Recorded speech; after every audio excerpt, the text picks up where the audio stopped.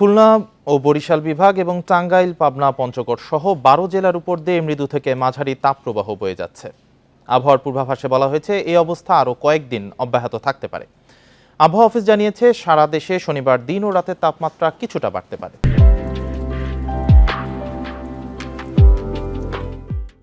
তবে সক্রিয় মৌসুমী বায়ুর প্রভাবে আজও সারা দেশে বৃষ্টির সম্ভাবনা রয়েছে।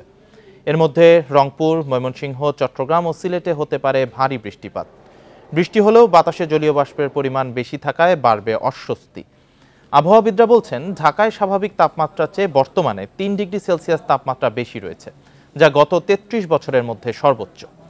ভোর ৬টা পর্যন্ত গত ২৪ ঘন্টায় দেশের সর্বোচ্চ তাপমাত্রা রেকর্ড করা হয় চুয়াডাঙ্গায় ৩৮.৫ ডিগ্রি সেলসিয়াস। এ সময় রাজধানীর তাপমাত্রা ছিল ৩৫.৫ ডিগ্রি সেলসিয়াস।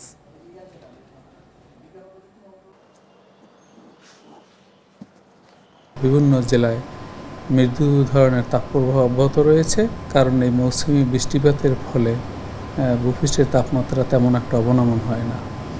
আর তাপপ্রবাহ না থাকলেও যেহেতু বাতাসে জলীয়বাষ্পের পরিমাণ